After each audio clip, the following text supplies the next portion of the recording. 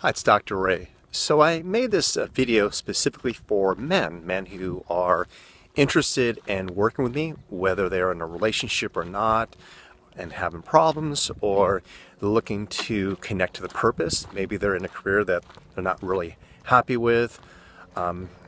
Maybe they're just feeling some type of emptiness, like maybe not a connection to life itself. Or maybe they're just unaware of anything to just know that there's some discord.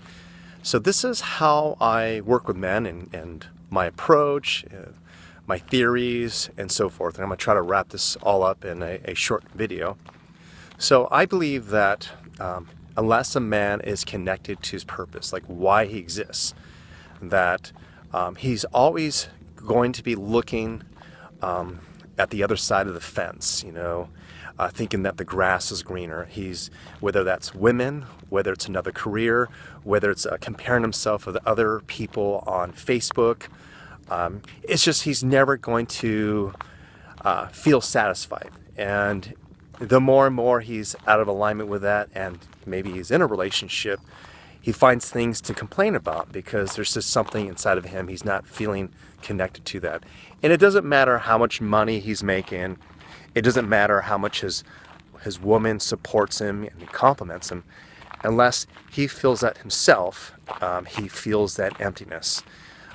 Also, I believe if a man, I guess you say, has some vision of where he would like to be and is centered with that, which includes having some ritual to connect to, because life can be difficult.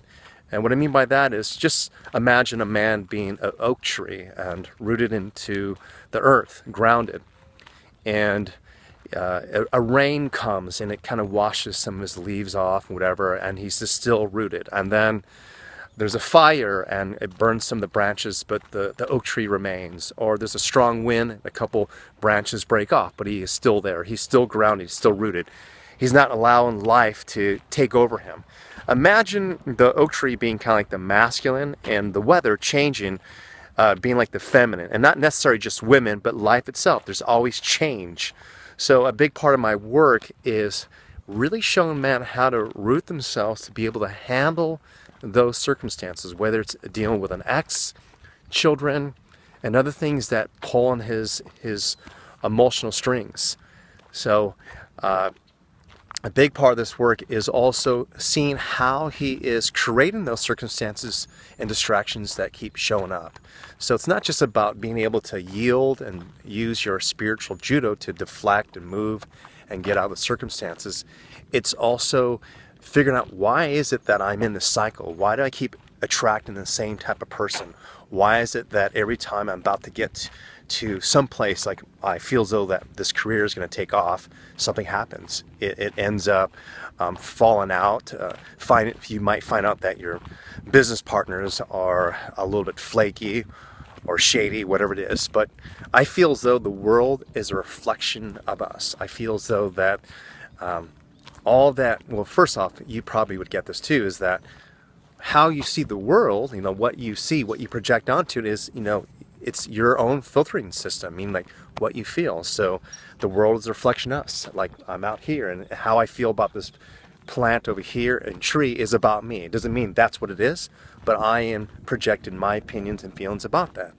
So I feel as though we create our circumstances, what we feel, and also what shows up in our life. And one way that I do work a little bit differently with men is that I wouldn't say I'm aggressive, but I would say that I'm definitely very direct. I really connect men to who they really are, the true essence. And we all embody masculine and feminine energy. And I notice that a lot of men in our culture today are definitely disconnected from that. They are uprooted. They're not connected to some path or vision. They're over emotional, they're oversensitive, they don't know where they belong, and so forth. In many of their relationships, they are kind of maybe the more emotional one, holding that emotional space. Therefore, their woman is always complaining to show up, be there, be present. But again, they can't if they're not rooted into that. They might not know what that is, and also they might not know what the purpose is. So when I work with men, it's about really getting all those things to work so they know who they are. So a man can wake up and know if he were to die, he died gifting, being this gift, offering value. If things were to change, he would remember who he is. And if people were to come at him emotionally and project onto him negativity, he would still know who he is. He would know how to deflect, integrate, and grow from every experience. So that's how I work with men. And so if you're interested in this and you got this video, possibly hopefully this work will resonate with you and you have a better understanding of how I do work with men. Thank you.